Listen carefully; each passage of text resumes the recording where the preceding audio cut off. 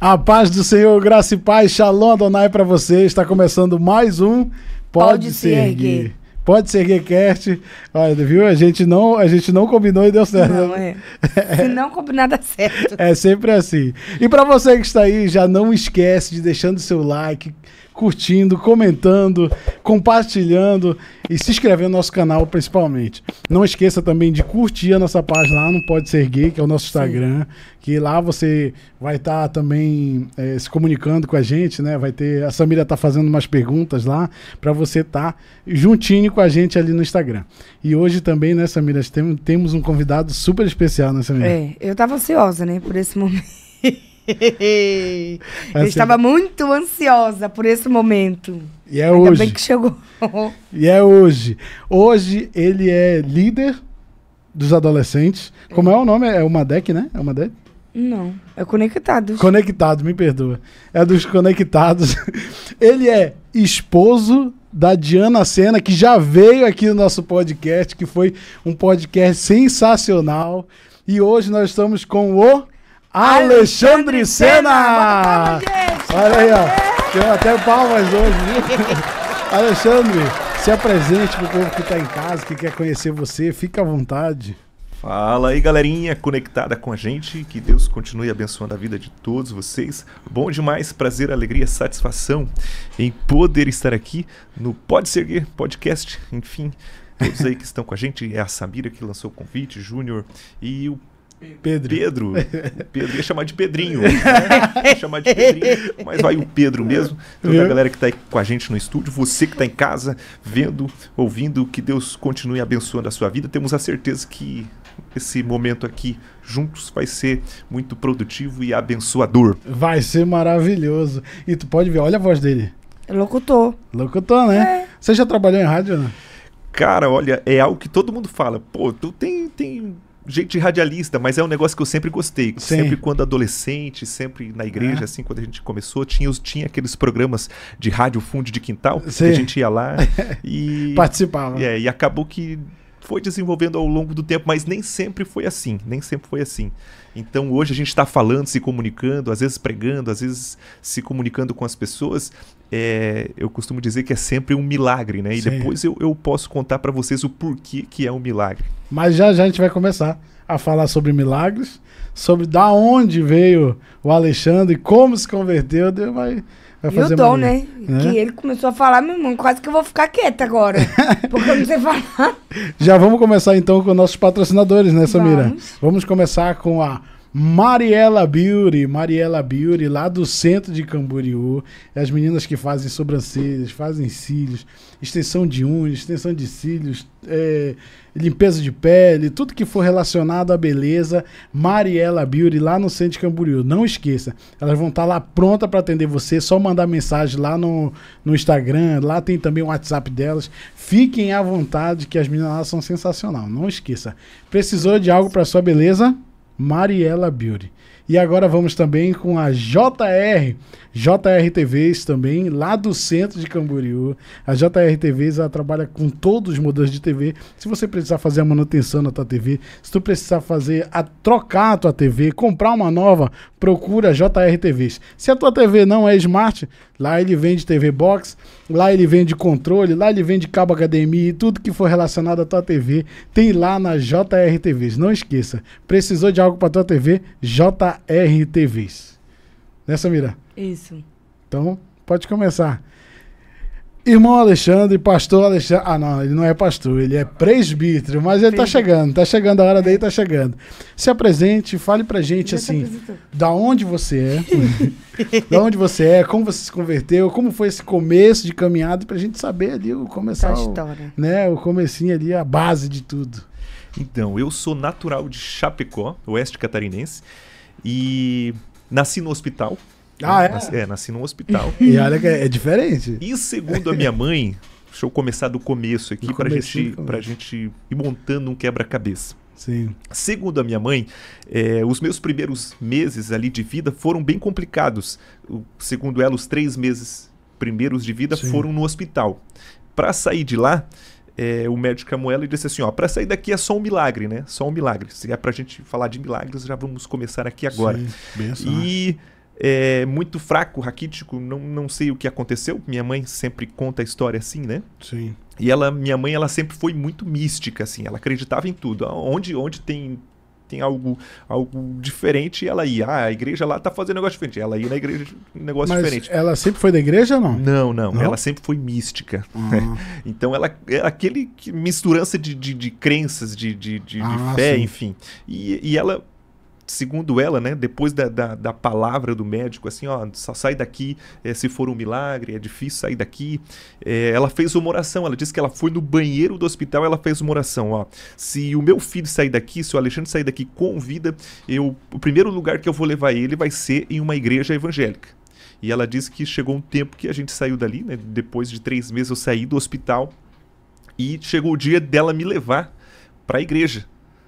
E ela me deixou lá num cantinho, segundo ela sempre relata, né? Me deixou ali num cantinho. Quando chegou próximo ao culto, ao horário do culto, quando ela foi me buscar na cama, segundo ela, já estava meio roxa, assim, estava meio que sem respirar. E ela pegou, saiu correndo.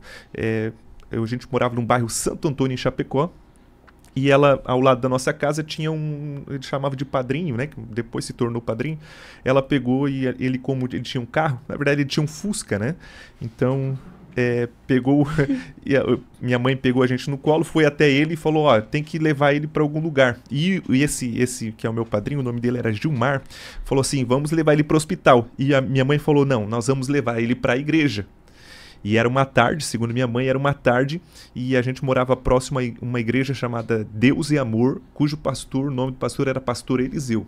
E aí minha mãe diz, ó, a gente pegou, entrou dentro do carro com você meio que sem vida ali, e correu para a igreja. Quando a gente chegou na igreja, Deus e Amor, eu não lembro o endereço, cujo pastor era o Pastor Eliseu, a minha mãe disse que a igreja já estava pronta, preparada, esperando uma mãe que naquela tarde chegaria com uma criança já sem vida nos braços. E o pastor, Deus já havia revelado, a Igreja Deus e Amor trabalha muito com essa questão de revelação. Sim, sim. E o pastor já havia passado para a igreja que naquela tarde uma mãe chegaria com uma criança já sem vida naquele culto, naquela reunião, mas Deus devolveria a vida porque Deus tinha um plano e Deus tinha um projeto para a vida daquela criança. E aí, quando a gente chegou na igreja, a igreja estava preparada, depois o pastor desenrolou o manto do mistério ali com a minha mãe. Que bênção. E hoje a gente está aqui, vivo, para a glória de Deus. Então... me apresentando, né? Sim, Alexandre, sim. Prazer a todos aí, um milagre de Deus, segundo minha mãe. Que bênção, né? Crescemos, a gente cresceu, né? E como eu falo, minha mãe ela sempre foi muito mística, apesar desse contexto logo de início de vida vivendo esse milagre, a gente não foi criado na igreja. Fui apresentado, foi tudo certinho ali, só que a infância, a pré-adolescência e até um certo ponto da adolescência eu não tive contato de fato assim com o evangelho, né, com o evangelho genuíno. Então a gente tem um contexto assim de histórico, de pré-adolescência bem difícil, bem complicado, né, porque a gente lá em Chapecó, minha mãe, por exemplo, na pré-adolescência, 8, 9, 10 anos, a gente foi criado muito solto. Era 4 filhos em casa. E aí a família pobre, minha mãe e meu pai tinham que sair para trabalhar, a gente foi criado a lá vão ter. Né? Então, tipo assim, ó, fica um pouco com os amigos, vai um pouco para a escola. E a gente foi criado meio que largado, meio que abandonado, meio que vivendo do nosso jeito. Então, você aprende de tudo, né? Você conversa vários idiomas da rua, você conhece muita gente e acaba que você desenvolve um jeito diferente de se viver, né? Quando você tem esse contexto com pessoas que não têm princípios, não têm valores. Tanto é que é muito nítido na minha mente, eu sempre converso com os adolescentes que quando minha mãe mandava, eu lembro de forma muito clara que tinha um mercadinho próximo de casa, que era do Seu Gervásio. Minha mãe dizia, olha, Alexandre, vai lá e compra 1 quilo de arroz e feijão, manda a gente ir lá pegar alguma coisa no mercadinho do Seu Gervásio. Quando a gente chegava lá, ele com aquele óculos atrás do balcão, abaixava o óculos, via a gente na porta e já dizia pra gente lá do balcão, quando a gente tava na porta, o que é que vocês querem, santos diabinhos? De tão bonzinho que a gente era, né? De tão legal que a gente era. Quando ele começou no santo, eu já achei que era... Pois é. Santo homem de Deus. Santos diabinhos. Então, tipo assim, as coisas ruins que aconteciam no bairro era culpa minha e do meu irmão, né? Meu irmão tem um irmão mais novo e a gente se criou junto, diferença de 1 ano e 8 meses. E sempre os meninos da rua, né? A galera se encontrava e a gente sempre estava aprontando alguma coisa. Tanto é que um dia pegou fogo no salão de festa da Igreja Católica do bairro Santo Antônio. Meu Deus. E lá foi a polícia lá em casa. Os filhos da dona Irene e do seu José aí colocaram fogo no salão de festa da Igreja Católica e a gente diz, não foi a gente. O que aconteceu? E qual foi a Igreja Católica, né? Normalmente eles têm, né? Tem a igreja bem bonita, bem legal, e atrás, um lado, sempre tem aquele salão de festa bem legal, né? E a Igreja Católica tem aquelas manias de fazer churrasco e coisa, né?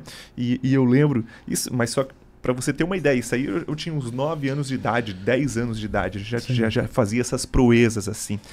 E eu lembro então que eles fizeram um churrasco, domingo assim, churrasco de igreja, e a gente passou, a churrasqueira era atrás assim do salão de festa, a gente deu um jeito de abrir a janela do salão de festa, jogar algumas brasas pra dentro, pegou na cortina, as brasas pegaram na cortina e pegou fogo no salão de festa da Igreja Católica.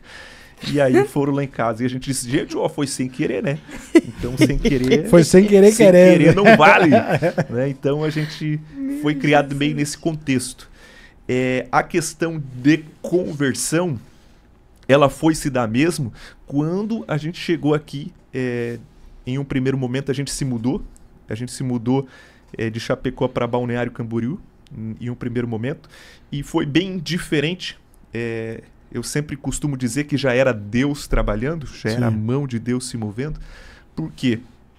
Porque nós tínhamos casa, nós estávamos estabelecidos ali em Chapecó, os primeiros anos ali, criado ali, nascido ali. Então, tipo assim, os nossos amigos, tudo ali, a nossa vida era ali. Então, de repente, a minha irmã ela começa a trabalhar com uma família que ela foi morar em Curitiba. E levou a minha irmã como babá para Curitiba. De Curitiba eles vieram para Balneário Camboriú e a minha irmã veio junto. E acabou que a minha irmã ficou doente aqui em Balneário Camboriú e a minha mãe, em vez de chamar a minha irmã para Chapecó, veio para Balneário Camboriú. Espiou a terra, viu que a terra era boa, ligou pro meu pai e disse, vende tudo aí, vem para cá, porque para Chapecó a gente não vai mais voltar. Olhei. E aí, como lá em casa quem mandava era minha mãe. Geralmente a mulher. Era minha mãe. Aí, né, veio esse contexto. Meio que sem querer, a gente teve que vir. Meio que na obrigação a gente teve que vir. Tanto é que eu lembro de forma muito nítida, quando a gente veio morar aqui em Balneário Camboriú, eu e o meu irmão, de vez em quando, mais velho, a gente sonhava, não, vamos jogar na Mega Sena, e a gente vai ganhar alguns milhões, aí a gente deixa meu pai e a minha mãe aqui e a gente volta para Chapecó, porque a gente não queria, né, abandonar os amigos, gostava de ir lá, né? Só que, como eu costumo dizer sempre, nem sempre os lugares que Deus nos leva e nos coloca são os lugares que nós gostaríamos de ir e de estar. Mas se Deus nos leva ou nos coloca em algum lugar, é porque nesse lugar Deus ele tem alguma coisa para fazer em nós ou através de nós. Os vizinhos de Chapecó olhavam pra gente e diziam assim, os filhos da dona Irene em Chapecó, eles diziam, e do seu José, eles não vão muito longe, né? Porque pelo crescimento, pelo desenvolvimento que a gente tinha, pelas coisas que a gente aprontava lá, de fato a gente não teria um futuro muito longo, né, em Chapecó. O pessoal já deduzia tudo, né? Meu Deus. Mas o propósito de Deus era outro. Isso. Só que teve essa mudança brusca e acabou que a gente veio para Balneário e depois de um tempo a gente se mudou para Camboriú. O processo de conversão foi um tanto quanto que engraçado também, porque eu já tinha uns 10, 11 anos de idade e aí acabou que o meu irmão mais velho, ele veio e aqui ele começou a trabalhar. E chegou um momento ali que o único que trabalhava em casa era o meu irmão mais velho. Meu pai e minha mãe faziam pães, assim, a gente acabava que ajudava nas vendas, só que quem mantinha a casa era o meu irmão mais velho. E eu sempre me dei muito bem com o meu irmão mais velho. E um dia ele começou a trabalhar, depois de certo tempo ele pegou férias e ele foi para onde passar as férias? Foi para Chapecó. E lá, os nossos amigos, né, amigos ali de adolescência, ele, como pelo fato de ser mais velho, já tinha alguns amigos mais jovens. Quando ele foi para lá, os amigos que a gente tinha estavam indo para a igreja e levaram o meu irmão para a igreja. Só que eu nunca gostei de crente. eu nunca gostei de crente, eu dava risada dos crentes. Imagina eu.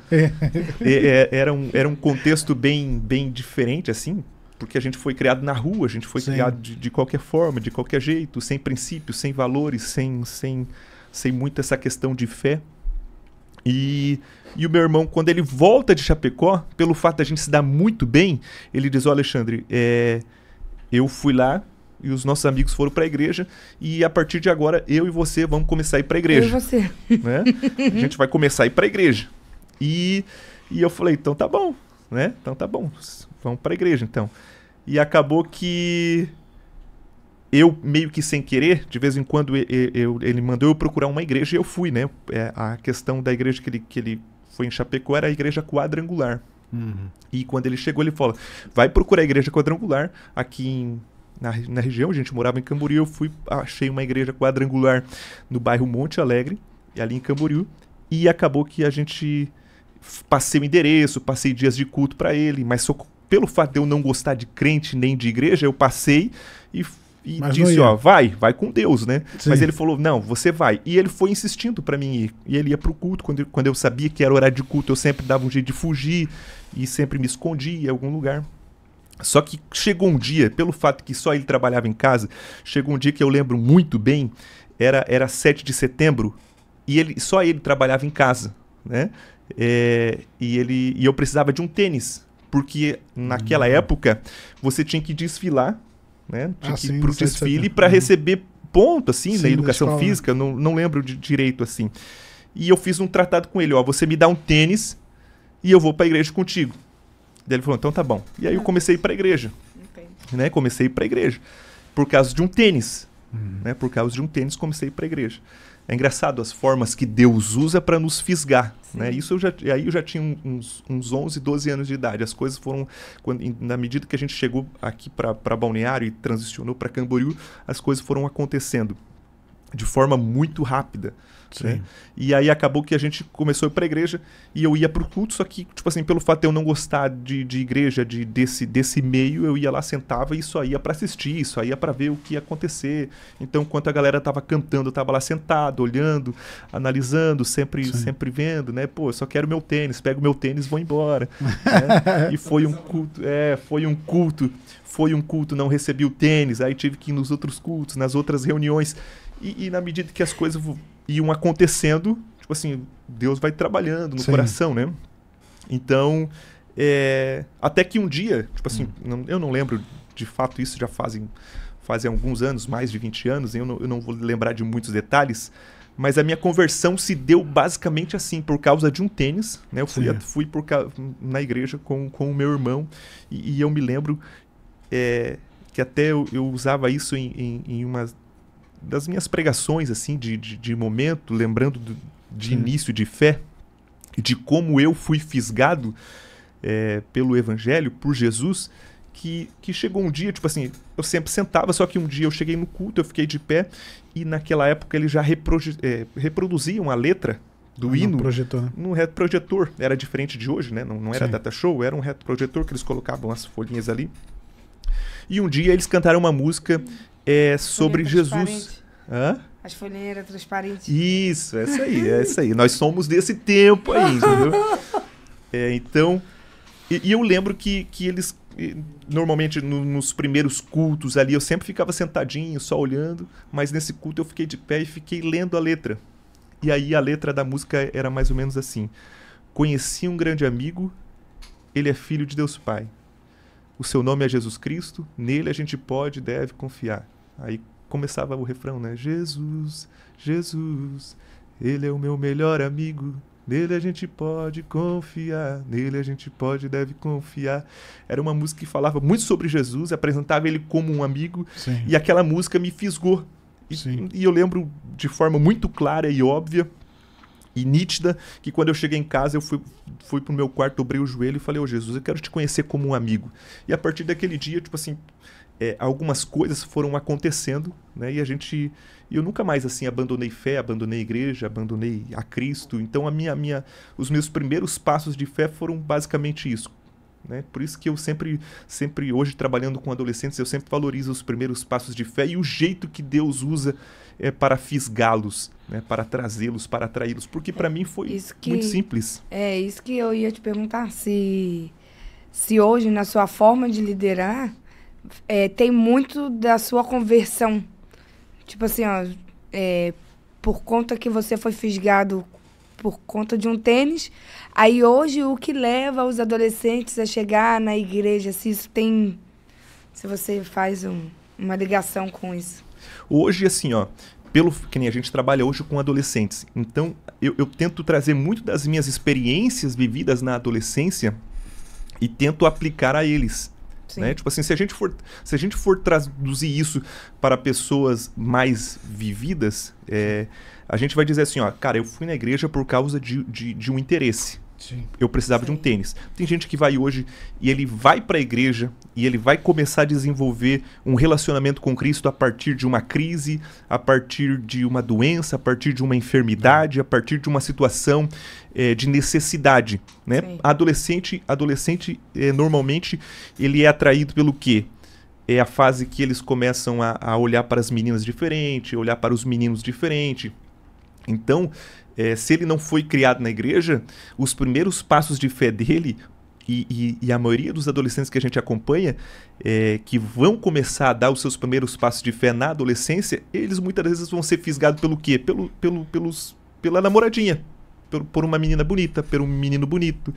Então, quem trabalha com adolescentes hoje, ele tem que ficar sempre de olho nisso.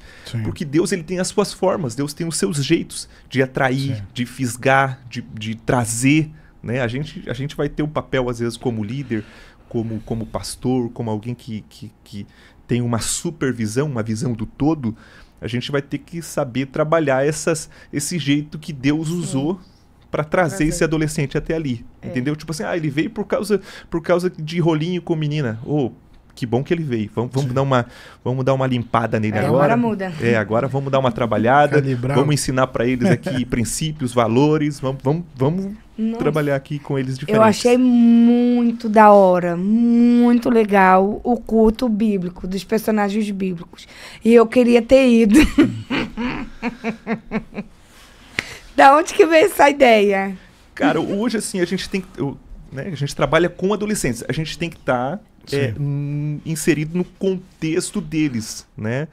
Como eu sempre falo com adolescentes, até no que tange pregação, pregador, alguém que vai ministrar o coração deles, com adolescentes não basta você se comunicar. Não, com adolescentes você tem que se conectar. Você tem que dar um jeito de se conectar com ele, de falar a linguagem dele. Então, normalmente nos nossos cultos, nas nossas reuniões, elas são fora de padrão. Tipo assim, a gente não usa o padrão, a gente não chega lá, vamos cantar 2 hinos da harpa, alguém vai fazer uma leitura e depois alguém canta alguns louvores, aí vamos tirar a oferta e aí tem a pregação e aí tem o final, alguém aceita Jesus, vamos orar aqui na frente. Não. A gente sempre está tentando sair do padrão. E hoje, essa questão do culto de personagens, hoje muita coisa não se cria, muita coisa se copia, né? Então é algo que no meio dos adolescentes é algo que nas trendzinhas de TikTok, de Instagram, você sempre vê alguém que trabalha com adolescentes, ele sempre usando esse jeito de fisgar, de atrair, de trazer. É um jeito... é o que dá certo, né? É um jeito de desarmar o adolescente, sabe? Tipo assim, por exemplo, a gente hoje tem um contexto de Assembleia de Deus e a gente já está há muito tempo nesse meio. E a gente não pode perder essa geração, entende? A gente não pode perder essa geração. Por falta de conexão. Porque às vezes tem muita gente que se comunica, mas não consegue se conectar com eles. Então, hoje a gente tem que aprender a falar a linguagem deles. É a mesma coisa que um encontro de crianças. Né? Você vê que quando tem um encontro de crianças, agora está chegando, 12 de outubro, muitos eventos de crianças acontecem, você percebe que ali o ambiente, o cenário é preparado para se conectar com as crianças. Com adolescente não é diferente. Você tem que preparar o ambiente, você tem que preparar o cenário. E eu sempre digo, trabalhando com líderes de adolescentes, eu sempre dou essa sugestão. Cara, quem você vai chamar para conversar com os adolescentes tem que ser alguém que tenha dinamismo, tem que ser alguém que fale a linguagem deles e que se conecte com eles. Porque falar, qualquer um vai lá e fala. Mas agora, se conectar com eles é diferente. É diferente. Fala um pouquinho sobre Conectados, né? Você é líder do Conectados ali, eu não sabia, né? O que era o Conectados de Camboriú, né? Fala um pouquinho para quem está em casa, que está assistindo a primeira vez e quer saber como é, quer ir no Conectados também para sentir a presença de Deus. Fala um pouquinho. Então, o Conectados, ele abrange todos os adolescentes da Assembleia de Deus da cidade de Camboriú. Né? Então a gente tem mais de 20 grupos, a gente tem mais de 50 líderes envolvidos. Basicamente eu, o Jefferson, a Diana, que é minha esposa, e a Zana, que é esposa do Jefferson, a gente coordena e a gente faz bem pouco, né, pelos adolescentes. Quem faz o trabalho duro mesmo são os líderes nas congregações. O nosso papel é direcionar, o nosso papel é dar suporte, é ajudar, mas eu sempre tento valorizar e muito o trabalho voluntário ali dos líderes em cada congregação, que sempre está lutando, batalhando, e sempre brinco também, porque hoje, assim, eu já trabalhei muito tempo com jovens, né, na igreja. A gente já foi por mais de 10, 12 anos líderes de jovens. E hoje, de forma direta, a gente trabalha há 4 anos com adolescentes. E eu não me vejo mais fora desse meio, trabalhando com adolescentes. Vou estar lá velhinho e orando, intercedendo, lutando, batalhando e brigando pela causa dos adolescentes na igreja. Né? E eu sempre brinco assim, porque essa minha luta pelos adolescentes, ela se dá por quê? Porque eu fui para a igreja por causa de um tênis, né? Os primeiros passos de fé, mas teve alguém na igreja que ela me ajudou, me abraçou, me incentivou nos meus primeiros passos de fé, que foi a líder de adolescentes da minha época. E essa líder, ela me ajudou tanto nos meus primeiros passos de fé na minha adolescência, que eu fui obrigado a casar com a filha dela. Né? Então por isso esse meu contexto, esse meu histórico de paixão e de amor pelos adolescentes. Hoje por eles a gente briga, a gente luta, a gente batalha e no caso os adolescentes de Camboriú, hoje a gente trabalha com eles. E é muito legal, é muito bacana, é prazeroso. É bem diferente, né? Tipo assim, outra energia, né? Outra coisa. É outra pegada. Eles são proativos, eles são dinâmicos, eles são disponíveis. É diferente do jovem. O jovem é muito legal também. O jovem é muito bacana. Coraçãozinho para os jovens, mas para os adolescentes é isso aqui, né? Não tem. Porque assim, é diferente trabalhar com jovens e com adolescentes. O jovem hoje ele já tem que estar inserido no mercado de trabalho, já rouba tempo. Ele já está preocupado com namoro, uma conta, com noivado, uma coisinha, com né? casamento. Ele já está em outra vibe, né? Sim. O adolescente não. O adolescente ele se preocupa em ajudar o pai e a mãe em casa, estudar, né? E às vezes a maioria do tempo dele é livre. Então você precisa de um adolescente disponível em alguns momentos. Ele sempre vai estar muito mais disponível ali do que os jovens. Então hoje é muito mais fácil, né, no meu ponto de vista, trabalhar com os adolescentes do que com os jovens nessa questão. Ele falou, né, sobre a questão de diferença, né? Eu lembro que eu já fui também líder, né, de adolescentes, né? E quando eles começam a sair dessa fase de adolescente e ir para jovem, a gente parece que não consegue mais segurar, né? Que eles vão dando prioridade a outras coisas. E assim, a nossa igreja lá, como era uma igreja pequena, então era jovem, adolescente, tudo junto. Né? Então a gente tentava segurar o que era possível. A Rafaela chorava. Ai, meu Deus, ele não tá vendo isso, aquilo outro. Só que a gente tem que entender, não é verdade? O primeiro passo já foi dado, né? Então o caminho eles já sabem. Então eu creio que um dia eles vão voltar, um dia eles já sabem da verdade, né? Que não foi. E também a obra do Senhor não é nem por força nem por violência, né? Então eu creio que esses que estão me vendo hoje, eu creio que eles vão voltar para a casa do Senhor. E eu fico muito feliz, né, pela questão de adolescente, né, porque eu nunca fui, tipo assim, de frequentar a igreja na minha adolescência, né. Eu fui mais assim, igual você falou, era muito da rua, muito de festa. E hoje eu vejo que os jovens de hoje têm essa necessidade. Precisam, né, todos precisam. Mas eu vejo muito que isso depende do pai também. Não é verdade? Eu não sei como é que na igreja de vocês, se os pais, eles forçam, eles tentam fazer para o adolescente ir para a igreja. Lá os pais colaboram ou você acha que não? Tem uns pais que já deixam mais encostado. Cara, hoje assim, de forma direta, eu trabalho com líderes. Né? De forma indireta, a gente acaba trabalhando com os adolescentes. Só que a nossa forma indireta, às vezes, ela acaba sendo intensificada pelo fato de que a gente consegue se conectar com eles, a gente consegue ser acessível aos adolescentes. E hoje, eu não vou falar só de Camboriú, eu vou falar no geral, a grande necessidade dos adolescentes é justamente essa, sabe? Tipo assim, de ter pais funcionais em casa. Né, no que tange fé, no que tange princípios, no que tange valores, no que tange tudo que envolve a vida, formação de caráter, tudo. Isso envolve a participação dos pais. Né? Sempre vai ter um ou outro que acaba influenciando o filho de forma mais enérgica. Não, você tem que ir porque você é adolescente, você não se manda, então você, enquanto estiver aqui embaixo do meu teto, você vai frequentar a igreja. A gente nunca... alguns, né, pais, sim, acabam que não ensinam os seus filhos a servirem a Deus com amor, com prazer, com alegria, com satisfação, porque eles também não aprenderam a servir a Deus. É por pressão, né? É por imposição.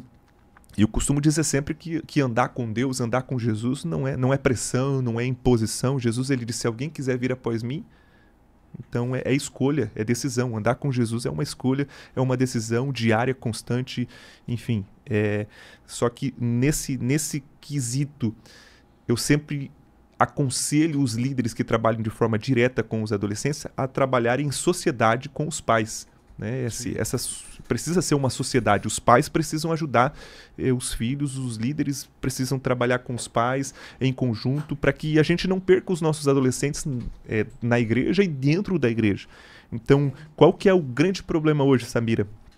Que eu vejo, não de Camboriú, né, de forma geral, justamente a questão de que os pais estão terceirizando responsabilidades que são suas.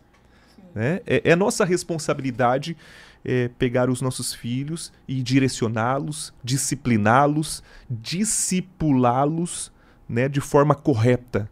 Mas hoje o que está acontecendo? A gente acaba que está numa correria, porque é sempre assim, você pergunta para alguém como é que você está, cara, estou numa correria, tá corrido, entendeu? E acaba que no meio dessa correria, o que a gente faz? A gente terceiriza a responsabilidade de educar, porque é lá em casa, eu sempre digo, é lá em casa que os nossos filhos aprendem a falar bom dia, boa tarde, boa noite, com licença, sim senhor, sim senhora, por favor, por gentileza. É lá em casa que os nossos filhos aprendem a respeitar o professor na escola, o pastor na igreja, a autoridade na rua. É lá em casa que tudo acontece. Só que hoje eles pagam bem numa escola, e eles pensam que o professor tem a função de educar o filho deles.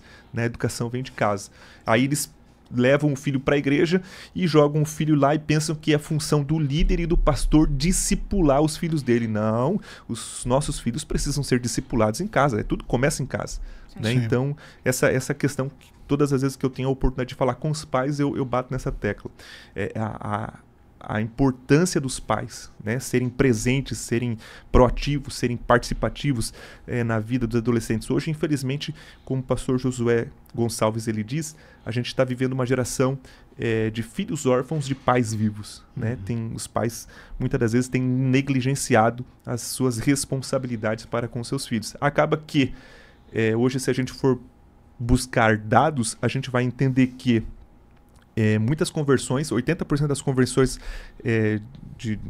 para o evangelho acontecem na adolescência, só que na mesma proporção, a maioria das pessoas que acabam saindo dos caminhos do Senhor é entre a adolescência e a juventude.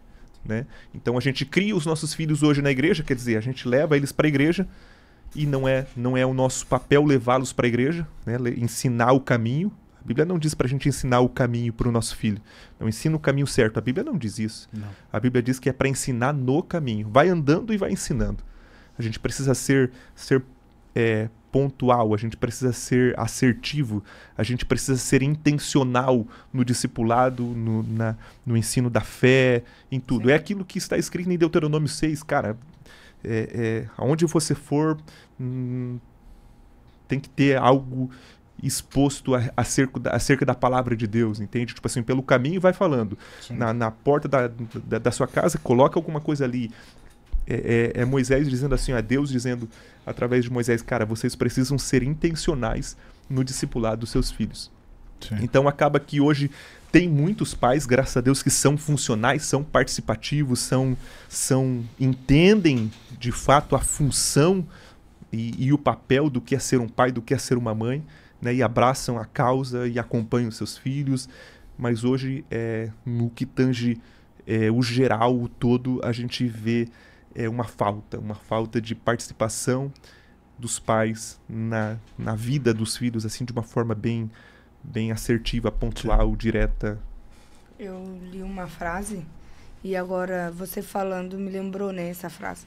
Eu li uma frase já tem anos já, que num livro, né, eu estava lendo um livro e aí o autor falou assim: nós somos pais que aí nós já estamos acostumados, já faz parte do ritual da vida apresentar a criança a Deus. Agora, o problema é apresentar Deus à criança. Essa parte de apresentar Deus à criança, a gente esquece. Esses dias eu cheguei lá na casa da minha mãe, né? E aí a Nicole comprou uma Bíblia, coisa mais linda, a Bíblia dela. E eu falei assim, meu Deus, tá bom, vamos pegar a Bíblia. A Bíblia da menina é toda escrita, é toda ainda, meu Deus, meu coração se encheu de alegria, né? Aí ela foi e falou assim, mãe, comecei a ler Provérbios. Eu falei assim, amém, glória a Deus. Então vamos fazer o seu devocional agora, que não sei o quê. Aí fomos, e aí conversamos, e aí foi na sexta-feira. E aí construímos ali umas ideias, batemos um papo bem legal. Aí eu falei assim, amanhã eu vou te ligar. Ela falou assim, não, mãe, é bom fazer devocional contigo, mas eu gosto de fazer meu devocional também sozinha. Eu falei assim, tudo tá bom. O problema é que assim, ó, aí foi aonde que eu entendi que foi apresentado. Sim. Entendeu? Foi ensinado, sabe o caminho, tá ali. Nicole, vamos ali, vamos lá, vamos fazer assim, vamos. Nicole, assim, quando ela tá com dúvida, ou ela tem alguma coisa, ou uma amiga conta uma coisa diferente pra ela, ou um assunto, aí ela me liga. Aí ela fala, mãe, tá acontecendo isso. Mãe, faz isso. Mãe, vamos fazer aquilo. Mãe, as meninas estão vindo pra cá. Aí eu falei assim, por conta disso, vamos fazer um grupo, né? Até comentei com a Diana, não sei se no podcast. Aí ela falou assim, mãe, você conversa tanto comigo que as mães das minhas amigas não tem essa conversa com elas. Então vamos fazer um grupo, vamos acontecer. Então, assim, a importância dos pais conversarem, falar abertamente sobre todos os assuntos e principalmente de Deus para a criança. Tipo assim, ó, não como se fosse impor. Claro que vai ter dia que eles não vão querer mesmo ir para a igreja. Aí tem que falar um pouco mais áspero e falar assim, ó, não, tem que ir, né, para fazer parte daquilo ali. Mas tem vezes que é só apresentar, é só falar que eles ficam na cabeça. Agora, uma pergunta bem importante que eu queria abordar aqui, que eu não posso perder a oportunidade, né? Como, assim, ó, pra você que foi um líder, né? E a gente teve aqui na semana passada o Gustavo, e ele falou tanto, né? De você, como líder ainda de jovens dele, né? Quando ele era jovem, aí você foi o líder dele. Como líder, como ver o chamado de Deus na vida do adolescente? Como que é dar a primeira oportunidade para um jovem, né? E agora ver que ele se tornou, poxa, um pregador, um jovem estudioso que ficou ali, lançou a semente na terra boa. Vamos, eu quero... Cara, eu sempre gostei de estudar essa questão de liderança, sabe? E eu aprendi desde cedo que o sucesso de um líder é fazer sucessores, né? Tem gente assim, ó, tem gente que às vezes tem problema. Ele é um pastor, ele é um líder, ele está em uma certa posição que ele tem dificuldade de discipular pessoas. E essa questão do discipulado, essa questão de mentorear, essa questão de você dar oportunidade para pessoas, você tem que entender, e já abrange também a questão de pais, né? Porque, tipo assim, ó, eu tenho meu filho, e hoje eu cheguei aqui, mas eu tô criando meu filho para que ele vá mais longe do que eu, para que ele alcance lugares mais altos do que eu fui, do que eu cheguei. E isso vale para a questão de liderança também. Então, tipo assim, ó, é uma alegria, uma satisfação quando você consegue encontrar pessoas que você consegue ver que em algum momento, quando eles estavam iniciando, você foi o cara que você direcionou, você abriu uma porta, você deu uma oportunidade, né? Eu sempre brinco com a Diana que eu sou uma espécie de lixa para muita gente, sabe? Tipo assim, eu não tenho problema de chegar para você e falar assim, cara, você tem que melhorar ali, ó. Entendeu? Você tem que fazer isso aqui, você tem que ir por aquele caminho ali. Eu não tenho problemas de, às vezes, ser duro e direto com algumas pessoas, né? Porque você vê potencial em algumas pessoas que às vezes precisam desse embate, Chacoalhão, dessa né? realidade, dessa chacoalhada. Ei, vem aqui. Sim. Cara, no que tange o Gustavo é uma bênção, né? Tipo assim, e sempre foi um menino muito respeitoso, né? É um menino muito educado, bem treinado dentro de casa. Então, a oportunidade que a gente deu a ele, em um caso específico, é simplesmente resultado do bom trabalho que os pais deles fizeram, né? Então, tipo assim, não tem como você evitar o inevitável, né? Ele chegando ali onde ele está indo, né? Está começando ainda, e eu sempre, quando tenho a oportunidade de falar com ele, eu sempre tô dando diretivas, assim, né? Desse nosso jeito, uns toques. Porque, tipo assim, o caminho que às vezes os nossos filhos e os adolescentes, no caso até os jovens, eles estão começando, é um caminho que a gente já passou, né? A gente já tem mais experiência, por mais que a gente seja novo ainda, né? Não pode olhar aqui, a gente é novo ainda, né? Mas a gente já viveu algumas experiências, e essas experiências foram sofridas, elas foram doídas, né? E eu costumo dizer sempre, cara, não é porque eu passei por algumas coisas que você necessariamente vai precisar passar. Sim. Entende? Tipo assim, ó, hoje, como eu falei lá no começo, eu sempre tento trazer as experiências que eu vivi no que tange adolescência, no que tange juventude, no que tange ministério, para a minha realidade. Eu sempre tô tentando resgatar algumas lições. Então, eu tive alguns líderes que também, em alguns momentos, eles foram usados por Deus como lixa. Eles foram usados por Deus para me dirigir, para me direcionar, para me impulsionar, né? E hoje eu simplesmente estou fazendo o que eu aprendi com esses líderes, sabe? Tipo assim, cara... E como eu falei, é uma alegria quando eu vejo alguém que a gente em algum momento ajudou indo mais longe do que a gente, né? Porque isso é o nosso papel como líder, como pai, como alguém que está... a gente precisa funcionar na vida de alguém, a gente precisa ser útil na vida de alguém. Então, tipo assim, tem o Gustavo, tem outros casos também, outras situações que talvez não exatamente no que tange ministério desenvolveram, mas na questão de vida material, na questão de vida conjugal, a gente conseguiu ser útil na vida deles, sabe? Tipo assim, porque essa é a nossa função como líderes, né? Tipo assim, ajudar. Alexandre, nessa situação pode dizer que é um filho espiritual seu? Cara, eu não vou dizer que é um filho espiritual meu, né? Porque assim, como ele tem você como uma referência, né? Que foi você que deu a primeira oportunidade para ele. Então, veio essa pergunta, né, para mim saber. O que você acha dessa situação? Eu não costumo chamar as pessoas de filhos espirituais, né? Porque seria muita responsabilidade. Muito forte, né? né? Eu não consigo ver assim, desse jeito, dessa forma, dessa maneira. Mas biblicamente falando, né, aquilo que Paulo ele diz, olha, eu tenho vocês como filhos. Foi por isso que eu não sei qual é exatamente o meu relacionamento nesse ponto, sabe? Tipo assim, talvez um filho espiritual, no meu ponto de vista, no meu modo de ver, é muita responsabilidade. Cara, eu me sinto de fato realizado quando alguém olha e diz assim, como de vez em quando a gente encontra algumas pessoas e a gente fez tão pouco no nosso ponto de vista para ela, né? E a gente só desempenhou o nosso papel, né? E o tempo passa e ela vem e diz, cara, como foi incrível, como foi legal, como eu sou grato, como eu sou feliz, né? Pelo que você fez naquele tempo, naquela hora e naquele momento. Aí você fala assim, simplesmente... eu fiz? Você fica até assim, eu não tô lembrado disso. Entende? Tipo assim, então eu como um líder, eu fiz o meu papel de ajudar, de direcionar, de incentivar alguém, né?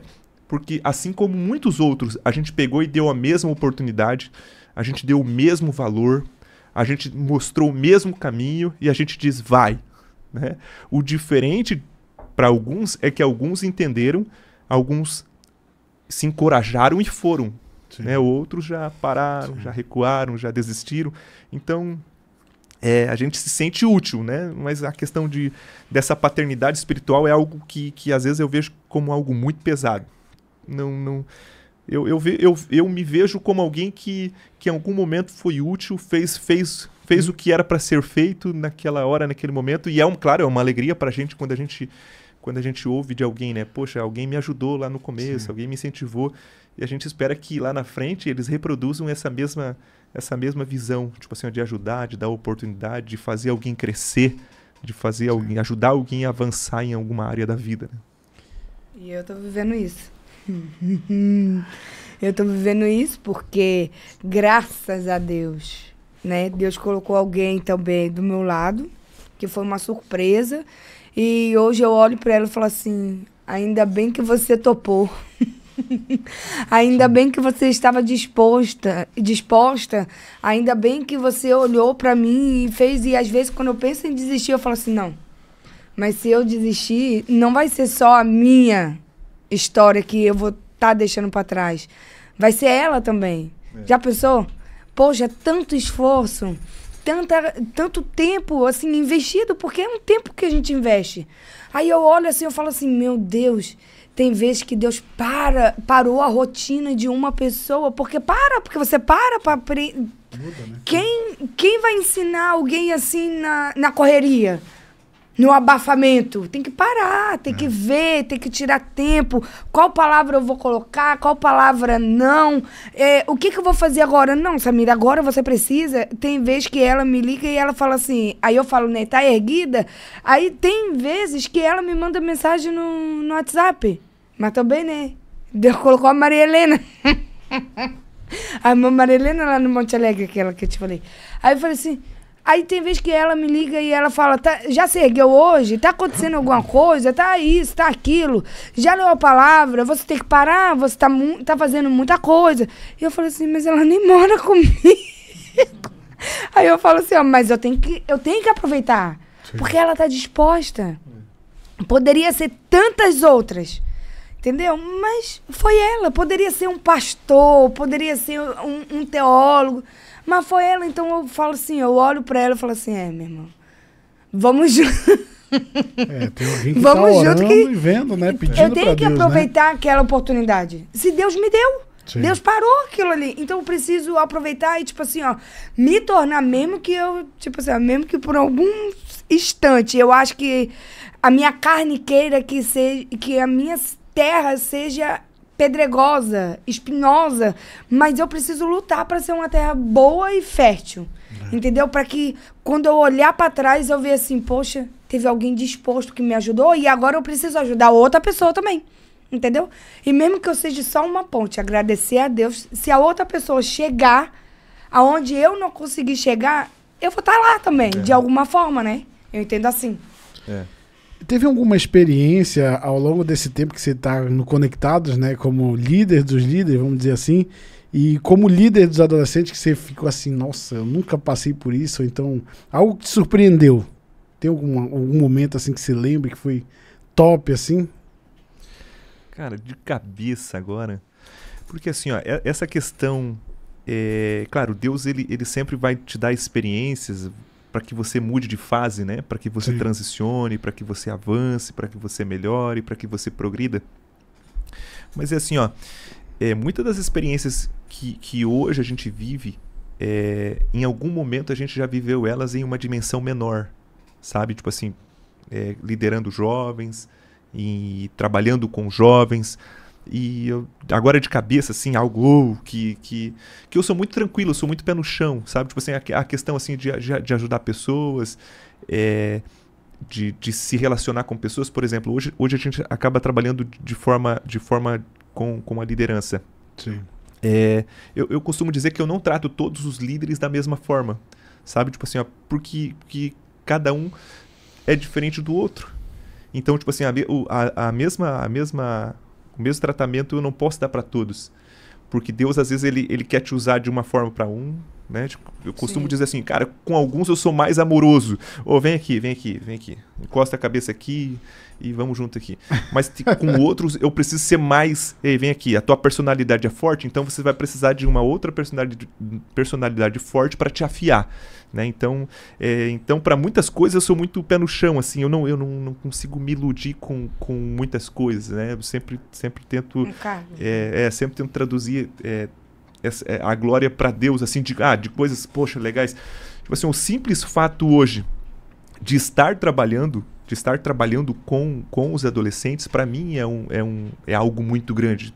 O simples fato hoje de você estar trabalhando com líderes, hoje para mim já é algo muito grandioso, sabe? Tipo assim, porque foi algo que eu nunca pedi, foi algo que eu nunca me ofereci para chegar, sabe? Na minha família não tem nenhum pastor, na minha família não tem ninguém que é envolvido tipo assim, com igreja, eu não tenho costa quente, eu sou, tipo assim, falo bastante aqui, né? Se comunico bastante, mas, tipo assim, eu respeito os meus pastores, os meus líderes, todos aqueles que de alguma forma ou de outra nos abençoam.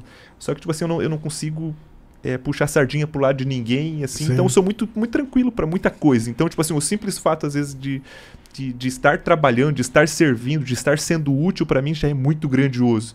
Sabe? Claro, existe os ápices, assim, existe os momentos que você fala, uau, eu não imaginei viver isso, né? Como a gente faz os nossos retiros, que a gente acaba vendo algumas coisas bem legais, como a gente tem as nossas conferências. Para mim, tipo assim, o que me motiva, o que me alegra bastante são esses momentos de mesa com os líderes, onde você conversa, onde você conhece o coração deles. Sim.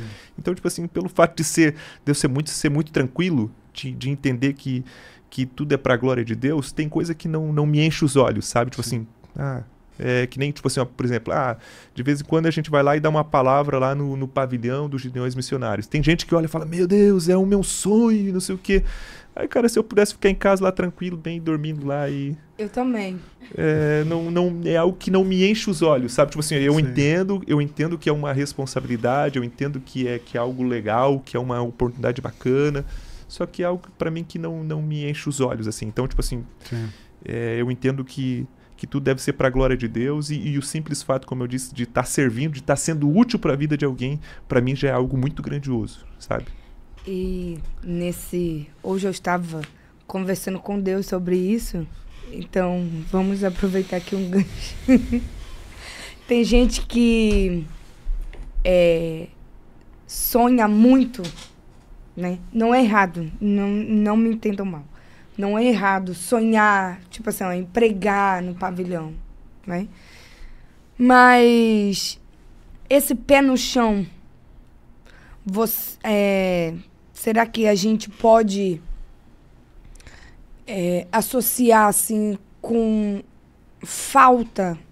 Quem não tem tanto... Tipo assim, quem tenta uma vida no ministério, entendeu? Tipo assim, hoje, antes de vir, a gente estava ouvindo o pregador o Jonathan Carlos. Jonathan Carlos. Ele é segundo líder dos adolescentes lá da igreja dele. Aí o Júnior falou assim, se fosse outro... preguei nos Gideões, então eu vou largar os adolescentes aqui e vou viver da obra, vou viver só... E ele ainda enfatizou, os meus adolescentes estão lá vendo, e a minha alegria... Então você vê que é alguém que tem o pé no chão. Então você vê, e hoje eu estava conversando justamente isso com Deus, parece que todos aqueles que têm o pezinho no chão são os mais próximos a Deus ou não? Não necessariamente. Eu entendo assim, que cada um tem um chamado, né? Sim. Cada um tem um chamado. E no que tange a obra de Deus, eu sempre brinco. Tem o chamado, tem o escolhido, tem o oferecido, né?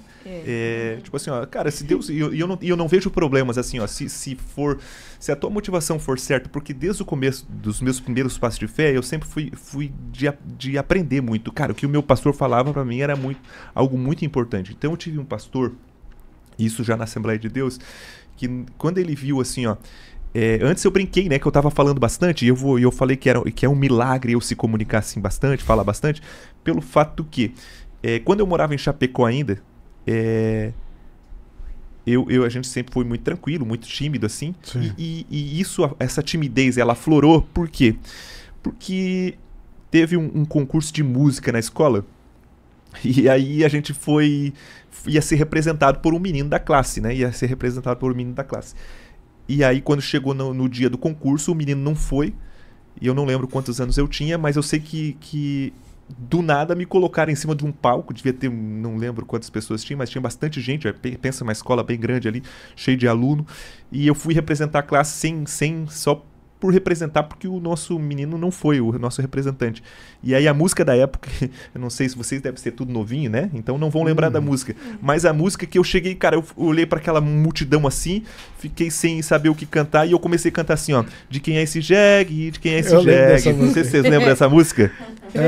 De quem é esse jegue e ele quer me morder. Aí eu só cantei essa parte, saí correndo, né? Pensa, saí do palco correndo. Não, e porque tinha um menino lá no meu bairro lá que o apelido dele era Jegue. A gente cantava essa música pra ele. Aí pensa só, cara, cantei essa música na escola, assim, e saí correndo. Aí eu tô lá, lembro até hoje, de forma muito clara, assim, eu tô lá no banheiro lavando o rosto, assim, morrendo da vergonha, chegou um menino, me olhou no espelho e começou: de quem é esse jegue? De quem é esse jegue? E aí acabou que, tipo assim, aquilo me fez ser mais retraído do que eu já era. Nossa. E acabou que... Quando isso foi mudar? Foi mudar em um momento... Eu já era da igreja, aqui em Camboriú, e nós estávamos orando com alguns jovens, e de repente, lá no Monte Alegre, na Assembleia de Deus, tinha um lugar chamado Cenáculo, que era a igreja dois pisos, e chega ali numa porta assim, entra e já dá acesso a esse lugar. E nós estávamos ali com as mãos dadas, orando com os jovens, e de repente chegou alguém assim, eu não lembro quem era, mas ele chegou do nada e ele começou a profetizar: a partir de hoje eu estou mudando teu jeito de falar e vai ser diferente, né? E vai ser diferente. E aí acabou que eu peguei aquela palavra para mim. Ele não chegou e não colocou a mão em mim, nada, ele não falou nada. Mas ele chegou e liberou essa palavra, ó, e pegou e falou isso, foi embora. Mas eu falei: cara, isso aí é para mim. Porque eu sempre tive vontade de falar, sempre tive vontade de se comunicar, mas esses traumas, sim, né? Esses traumas aí me falavam: não, você não pode, você não vai conseguir, você vai travar de novo, você vai chegar lá e vai cantar de quem é esse jegue de novo. Então, acabou que a partir daquele dia, tipo assim, eu recebi uma oportunidade para falar na igreja. Eu senti que o jeito de falar já estava diferente. Então, tipo assim, na igreja o que acontece? Quando você consegue se comunicar, quando você tem facilidade de se comunicar, o que as pessoas olham e dizem para você? Ou você tem uma voz boa, né? Não, Deus te chamou para você pregar. Deus te chamou para você ser um pregador, um missionário. Se você canta bem, você vai ser uma cantora. Eita, glória, recebe aí que você vai ser uma cantora. Já tem tudo. E, tipo assim, naquela época, tinha muito essa questão de, tipo assim, vai ser culto de jovens, o jovem vai trazer uma palavra e coisa. E aí o meu líder viu, tipo assim, viu essa disposição em mim de estar ali levando uma palavra, e acabou que o quê? O pastor também na época, ele me chamou e falou assim: Alexandre, Deus tem um projeto contigo, mas o negócio é o seguinte, 1 Coríntios 10:31 diz assim, portanto, quer comais, quer bebais, quer façais qualquer outra coisa, faça tudo para a glória de Deus. Essa deve ser a sua motivação em tudo. Então, nunca esqueça disso. E foi um versículo assim que eu sempre carreguei para mim. Tipo assim, a questão da motivação. Então, eu sempre estou corrigindo a motivação do meu coração. Tipo assim, por que eu estou fazendo? Por que eu estou liderando? Por que eu estou pregando? Por que eu estou servindo? Por que eu estou ajudando? Por quê? É para a glória de Deus? Sim. Porque, tipo assim, não adianta a gente fazer o certo com a motivação errada. Para Deus é a mesma coisa que nada. Entende? Então, tipo assim, essa questão de pé no chão, né? Algo que vem com o tempo, vem com a maturidade. Sim. É a questão assim, que nem eu sempre falo, a gente estava falando do Gustavo, é um menino que eu sempre falo para ele.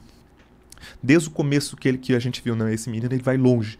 Eu sempre chamo ele e falo assim, porque às vezes vai muito de quem a gente se inspira. No nosso tempo de pregador, de início, assim, em quem que a gente se inspirava? Tipo assim, Marcos Feliciano e outros que tinham uma oratória muito legal, muito bacana, e chegava no final do culto, aqueles cultos pentecostal, eles se não saíssem uns 15 aviãozinhos e aquele manto de glória, a gente dizia assim, poxa, o culto não foi legal. Sim. Né?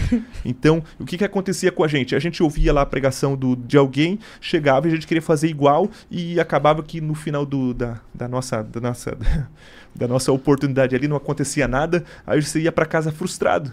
Você fala, meu Deus do céu, e agora? Não aconteceu nada. O cara já acha assim, só fiz bobiça.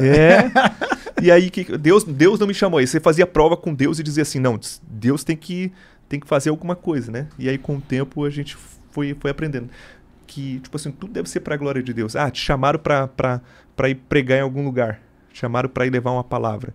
Então, é pra levar uma palavra. Você não vai dar show, você não vai lá, né? Você vai lá levar uma palavra. Sim. Então eu sempre tento dar essa diretiva para quem está começando. Tem gente que se perde no meio do caminho e cria um monte de assim, uma loucura desse. É duas coisas. É você falando e o Jim fazendo assim. Meu Deus do céu. Pelo amor de Deus, Emerson. Já se vai ser toda vez? Toda vez é isso agora? Toda vez. Já tá acabando? Já tá encerrando? Não. Não. Manda uma mensagem para os jovens de hoje, Alexandre.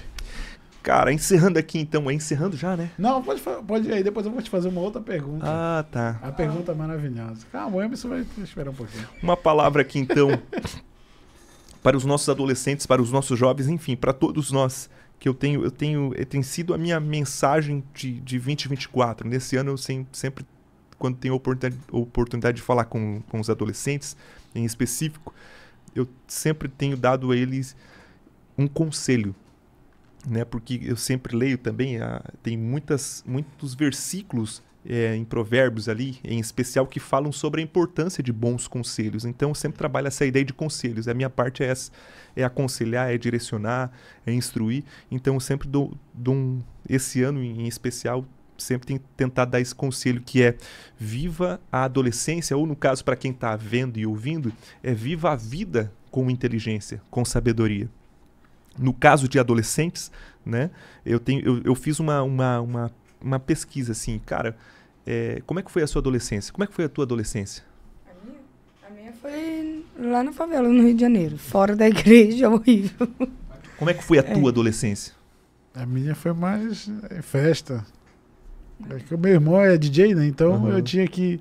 Não é que eu tinha que ir, mas eu já estava seguindo o mesmo caminho, né, do irmão. Eu estudei.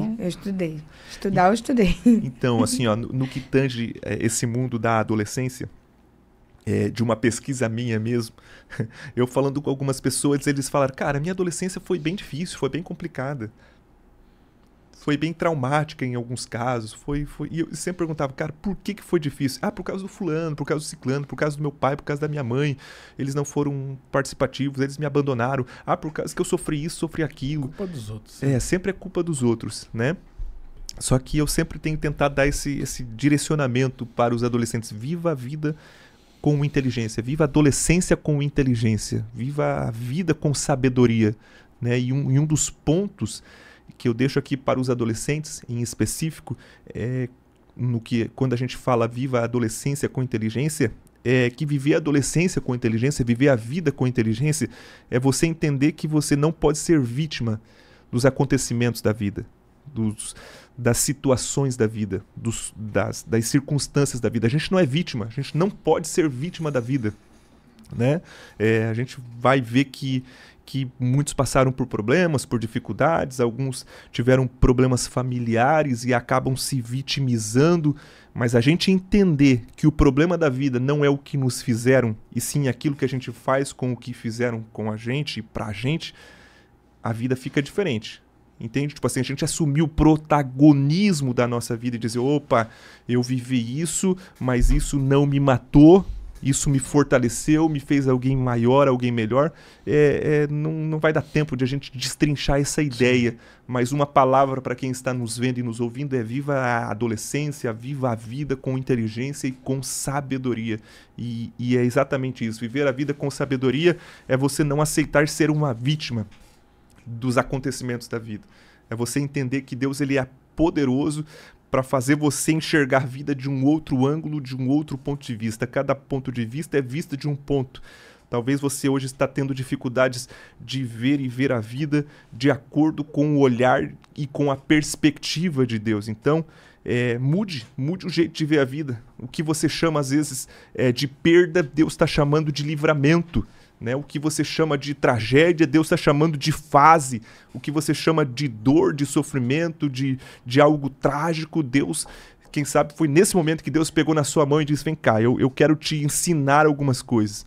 Né? Antes de Deus nos levar para alguns lugares, antes de Deus colocar algumas coisas nas nossas mãos, Deus ele precisa nos forjar, Deus ele precisa nos estruturar, Deus ele precisa mexer na nossa bagagem, né? Deus precisa nos preparar. Eu sempre digo, toda a bênção de Deus ela tem um peso e antes dela chegar na nossa mão, Deus precisa nos preparar para que essa bênção não se torne um problema. Então, às vezes, a gente olha e a gente fica questionando algumas coisas que aconteceram e a gente esquece que, às vezes, Deus ele faz exatamente isso com a gente. Deus nos tira do comodismo para nos levar a alguns lugares, para nesse lugar nos forjar, nos preparar para aquilo que Ele tem para a nossa vida. É isso aí. Para você que tá aí, já pegou, né? Alexandre, o que é Deus para você hoje? Cara, eu defino Deus olhando pelas lentes de Jesus, né?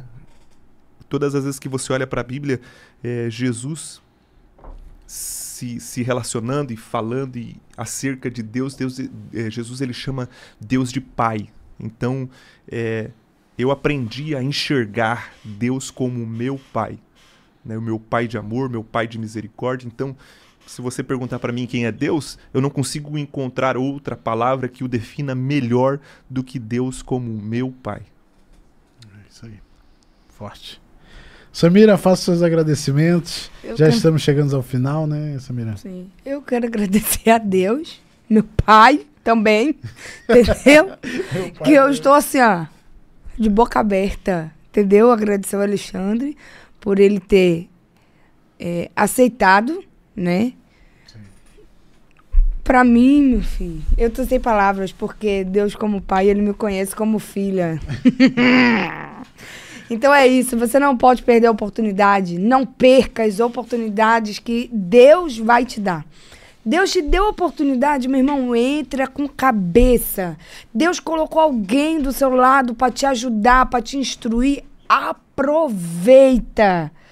Tudo, não sei se é seu pai, sua mãe, seu líder, seu amigo, seu pastor, uma irmã da igreja, eu não sei. Aproveita. E aproveita também a Deus como pai. A Deus como pai. Ele é teu pai, ele te conhece. Agora basta saber se você como filha ou como filho conhece ele como pai. E conhece ele como Deus. Tu conhece o Deus que te conhece?